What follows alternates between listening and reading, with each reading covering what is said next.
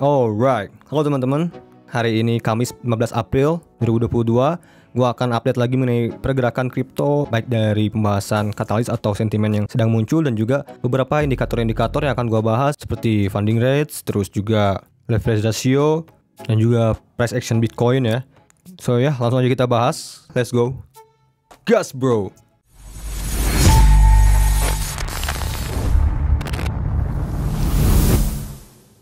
Yo, what up guys, balik lagi di channel Hisana guys, and welcome to Crypto Time, dimana gue membahas mengenai seputar cryptocurrency atau crypto aset. Buat teman-teman yang suka update-update terbaru atau pembahasan mengenai kripto, jangan lupa like, juga share, dan juga subscribe dulu guys ya, karena gue akan menemani kalian ke depannya untuk update-update mengenai kripto. Pertama, kita bahas dulu, kita lihat dulu psikologi market, dimana posisi sekarang ini berada pada ketakutan yang ekstrim, yaitu pada poin 22 ya, dimana secara textbook, secara teori itu sebenarnya area extreme fear ya, terlebih yaitu area ketakutan yang ekstrim itu sebuah pertanda dimana investor sangat worry ya, itu malah akan menjadi sebuah buying opportunity atau sebuah kesempatan membeli malah. Dan juga ketika investor sangat terlalu greedy atau sangat-sangat rakus, dimana itulah artinya dimana market itu menandakan akan terjadinya bisa koreksi ya. Tapi ini not financial advice. Oke, kalau kita lihat dari crypto bubbles ini jelas banget ya, hari ini banyak banget yang terkoreksi. Hanya kalau kita lihat yang berada pada zona hijau atau yang bergerak hijau, yaitu ada Leo, Dogecoin, ada XRP, ada XCN, ada KNC, ada XLM, dan juga HEX ya. Dan rata-rata semua mayoritas dalam pergerakan zona merah pada hari ini. Terus kalau kita lihat ke sentimen, di mana jelas Bitcoin dan kripto lainnya diperdagangkan lebih rendah pada hari Kamis ini ya, mengikuti juga penurunan saham juga ya. Kalau kita lihat juga ya market saham, indeks saham Indonesia juga menurun tipis ya. Juga indeks saham teknologi Amerika juga terpantau koreksi 2%-an. Dow Jones juga ya terkoreksi. Jadi rata-rata semua indeks market finansial itu pada turun. Terus kekhawatiran tentang resiko makroekonomi dan geopolitik terus berlanjut yang telah membuat beberapa pembeli enggan. Misalnya selama konversi pers pada hari Rabu kemarin, Presiden Rusia Vladimir Putin mengatakan bahwa pembicaraan damai dengan Ukraina telah menemui jalan buntu. Putin juga berjanji bahwa operasi militer Rusia akan berlanjut sampai selesai sepenuhnya. Jadi masih belum selesai guys, perang masih belum selesai nih. Terus ketidakpastian geopolitik adalah salah satu alasan mengapa emas, aset safe haven tradisional, dan minyak telah ditawarkan dengan baik pada tahun ini. Jadi ya, emas sama minyak kan beberapa bulan ini naik ya guys ya, tahun ini juga naik seperti ini ya. Kalau kita lihat chartnya, emas ini sempat gua prediksikan ya di Twitter ya. Kalau kalian mungkin ngikutin dari beberapa bulan ke belakang, sempat gua rekomendasikan untuk membeli emas ya, saat berada pada area di area sini kalau nggak salah ya guys ya. Itu sekitaran Februari ya, bulan-bulan Februari gua udah rekomendasikan karena di sini berpotensi buat symmetrical triangle dan akhirnya breakout dan udah naik lumayan tinggi nih emas ya. Sempat naik dari rekomendasi gua tuh, sempat naik sampai ke 13%-an ya sempat ya. Dan juga kalau kalian pengen beli emas misalkan dengan aplikasi, itu bisa juga pakai peluang guys. Kalian boleh install aplikasinya, namanya Peluang. Kalian bisa download, linknya ada di deskripsi di bawah. Juga kode referralnya ada di deskripsi juga di bawah, sehingga kalian bisa dapat potongan fee seperti itu ya. Kalau kalian pakai referral gua guys, kalian pakai aja linknya di deskripsi di bawah.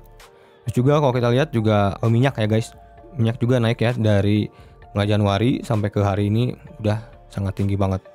Dan selama dari 2020 malah minyak sangat-sangat bullish banget ya minyak ya, gila. Kita lanjut. Jadi sekarang BTC kan berjuang ya, bertahan maintain banget di area-area 40.000 pada hari Kamis. Juga Ethereum juga diperdagangkan di area-area 3.000-an ya.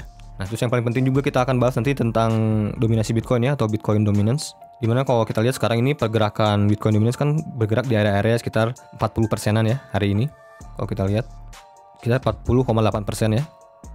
Dimana selama ya resisten dari sekitaran 47% sampai ke 49% bertahan, itu masih sangat bagus ya guys ya untuk dalam jangka pendek. Apabila di area 47% sampai 49% itu berhasil ditembus resistance-nya, ini mengindikasikan terjadinya risk off ya, dan berpotensi bear market yang lebih panjang ya. Ini contohnya di sini guys ya, di saat mulainya bear market pada tahun 2018 nih kalau kita lihat nih, dimana ini memasuki bear market yaitu ketika breakout dari resistance di zona Fibonacci 0,618. Ini menjadi resistance ya. Kalau kita lihat ke chart Bitcoin dominance, kalau kita lihat di sini, range area sini ya guys ya, area 48%, ini udah menjadi area-area yang sangat berbahaya ya. Tapi malah menurut gua sebelum itu pun kita udah bisa identifikasi sih guys. Begini ya. Kalau gua tarik garis sih, sini ada resistance di mana Ini bisa kita kategorikan ini membentuk sebuah descending triangle ya guys ya, dalam pergerakan besarnya ini. Jadi apabila Bitcoin dominance ini menembus area sini, itu kurang lebih menurut gua sih sekitaran area 43% atau 44% itu juga udah menjadi area risk off ya. Udah menjadi area yang sangat beresiko banget untuk masuki bear market. Dan kalau dalam pergerakan short term, kita lihat sekarang ini kan Bitcoin dominance ini berada pada area downtrend dan memiliki resistance di area kurang lebih 42%-an. Jadi apabila Bitcoin dominance ini breakout dari area downtrend ini, berarti dia akan memasuki ke trend selanjutnya jadi berkemungkinan up. Dimana apabila Bitcoin dominance up biasanya itu cenderung jelek untuk market ya. Jadi apabila Bitcoin dominance-nya naik, ini akan cenderung jelek untuk altcoin lainnya juga, kripto lainnya juga akan jelek. Jadi ini beberapa area yang perlu kita perhatikan guys ya. Apabila Bitcoin berhasil breakout dari 42%, ini cukup berbahaya. Mungkin kalian bisa kurangin sedikit porsi dulu. Nah sekarang kita lihat langsung aja ke pergerakan Bitcoin-nya sendiri. Seperti yang udah gue tweet juga di Twitter, dimana pergerakan Bitcoin itu sekarang berada pada area-area bear untuk short term ya, sebenarnya masih dalam zona-zona bear. Karena kalau kita lihat Bitcoin sekarang berada pada di bawah semua MA ya, di bawah MA50, di bawah MA100 dan juga di bawah MA200. Sekarang ini MA50 dan MA100 ini bertindak sebagai resistance ya guys ya. Jadi kalau kita lihat pun ke level-level pentingnya, area situ tuh di sekitaran di area 41 atau di 40.900an ya. Jadi kalau Bitcoin ini mampu closing di atas 41.000 nih, ini cenderung lebih bagus ya. Atau bisa memasuki konsolidasi untuk kembali ke bull. Karena kalau kita lihat juga dari MA50 dan MA1 sebenarnya di sini terjadi golden cross ya. Ini dimana ini cukup bagus. Dan di sini juga kalau kita lihat MACD time frame daily juga cenderung mulai mengkerucut. Dimana ini akan cenderung memasuki area potensi ke bullish cross. Dan gue juga sempat bahas mengenai ini ya, dimana terjadi pembentukan hidden bullish divergence. Dan konfirmasinya angka baiknya diikuti oleh pergerakan golden cross dari MACD guys. Itu konfirmasinya akan lebih jelas. Nah kalau kita lihat level-level selanjutnya, apabila berhasil Bitcoin ini breakout ya dari sini, dimana di sini ada beberapa resistance penting yang sebelumnya sempat menjadi support penting, dimana resistance pertama apabila mampu keluar dari daily resistance, dia akan cenderung mengetes area weekly. Nah di sinilah penentuannya ya, di area 42.000 menjadi penentuannya. Apabila di sini terjadi reject, kemungkinan ini kelanjutan bullish mungkin tidak akan terjadi. Menurut gua malah akan berkemungkinan terjadi ABC correction A, B, C ya. Dan area support selanjutnya kalau kita lihat-lihat di sini yaitu pada level weekly, yaitu di area 37 ribuan. Nah kalau kita zoom out juga di sini memang pergerakan Bitcoin ini masih di bawah bull market support band. Jadi bisa dibilang ini berada pada area bear market.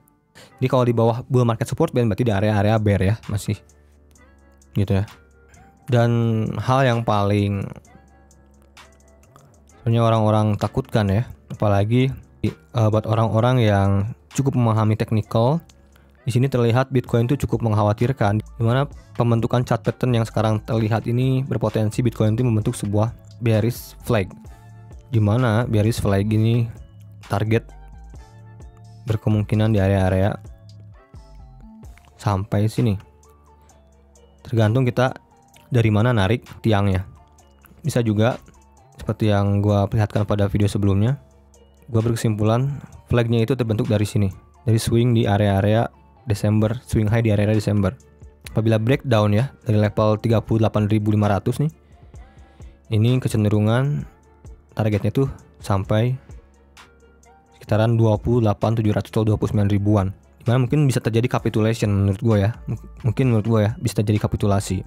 Dan ini potensi menurut gue tertahan dulu di area sini. Karena kalau kita lihat secara volume, lihat di level-level sekitaran 36.000 sampai ke 28.000 di sini bentukan level volume support yang sangat besar guys. Terbentuk di sini ya. Ini level supportnya ini sangat-sangat kuat ya. Jadi ya kalaupun breakdown dari area-area 38.500-an, ini kecenderungan koreksi sampai sini, bisa retest juga lanjut di sini. Di sini akan terjadi konsolidasi menurut gua yang cukup kuat. dan bisa mengetes lagi area sini dan mungkin di sini terjadi sampai area-area sini. Dan sini terjadi konsolidasi lagi dan mungkin akan lanjutkan kenaikan lagi. Menurut gue yang gue lihat seperti itu ya. Oke. Kita rubah ke time frame 4 jam. Di sini juga kita memiliki support yang lumayan penting ya, lumayan kuat juga di area 39.000 ya. Ya. Selama konsolidasi di atas 39.000 masih oke nih guys ya. Apalagi kalau kita lihat nih, di sini ada resistance 4 jaman ya.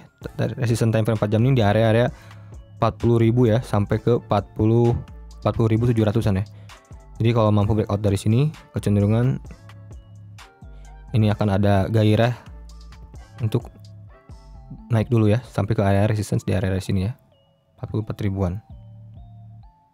Terus setidaknya ini ya, ada level-level resistance di sini 43.000. Juga ada di sini 44 ribuan. Oke. Dan juga kalau nggak salah tuh besok tuh udah masuk ke full moon ya. Tanggal 16 April tuh full moon nih. Biasanya full moon tuh bisa dibilang dikategorikan buat yang percaya tuh sebagai bullish atau bisa berpotensi untuk bounce ya. Kalau kita lihat nih, ini jelas banget ya.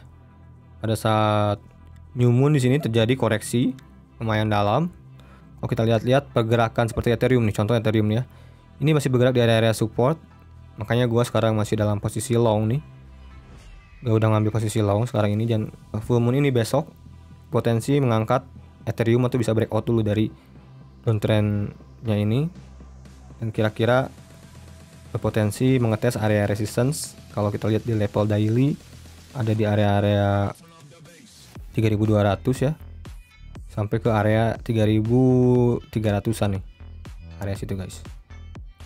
Nah ini ya kalau kita lihat ya, ini gue masih punya posisi long dari Ethereum. Dan tapi juga gue masih punya posisi short ya yang belum kena stop loss, mungkin sekenanya aja. Dan gue juga masih punya posisi short pada Cardano juga nih ya. Oh ya, gue mau bahas itu ya, masalah funding rates nih. Nah, ini salah satu indikator yang cukup penting menurut gue ya, dimana sempat pada saat Oktober funding rates itu bergerak pada posisi yang bisa dibilang all time high ya. Lihat, dimana pergerakan Bitcoin itu mencapai ke harga 66.000 dan funding rate sendiri lihat pada area peaks, dimana ini mengindikasikan untuk terjadinya potensi pullback atau penurunan. Nah, kalau kita lihat kepada posisi sekarang, funding rates dari Bitcoin ini sempat masuk minus ya atau negatif, yaitu pada Desember tanggal 4 nih guys ya. Ini berpotensi juga ini terjadi kapitulasi ya di sini. Dan semenjak itu ini terjadi sideways ya, meskipun cenderung kalau kita lihat-lihat ini masih lebih dominan di area-area positifnya untuk funding rate-nya ya. Tapi tidak seberbahaya saat pergerakan dari 20 Oktober bahkan sampai di saat November tanggal 9. Lihat ini ya, funding rate-nya sangat-sangat tinggi, dan juga belum juga menunjukkan market sudah berada pada bottom kalau kita lihat-lihat. Dimana kalau contohnya kalau kita lihat nih pada Mei sampai ke area Juli ini kalau kita lihat apabila funding rate-nya ini berada pada zona-zona negatif ini sangat banyak ya. Ini kecenderungan market reversal ini akan segera terjadi. Sedangkan kalau kita lihat funding rate sekarang ini guys ya, lihat belum ada pergerakan banyak di area negatif. Jadi belum tentu area sekarang ini 40 ribuan udah menjadi bottom. Jadi ya masih berpotensi menurut gua, mungkin saja masih bisa Bitcoin ini ngetes tadi yang gua bilang ke area 29.000 atau 28.000 untuk membuat kapitulasi atau membuat market lebih takut, dan juga membuat funding rates ini spike ke arah negatif yang mungkin bisa terjadi kapitulasi. Mungkin begitu guys ya, karena kalau kita lihat di sini masih sideways ya, jadi bimbang sekali market, kelihatan banget. Jadi itu yang gue bisa lihat. Dan juga kalau kita lihat ke leverage ratio, lagi-lagi ini market bergerak pada posisi leverage ratio yang cukup tinggi guys, dimana ini kecenderungan yang kurang bagus ya untuk pergerakan harga. Dimana kalau kita lihat ya, apabila funding rate naik, ini kecenderungan Bitcoin akan terjadi koreksi. Apabila leverage ratio naik, ini kecenderungan Bitcoin akan terjadi koreksi.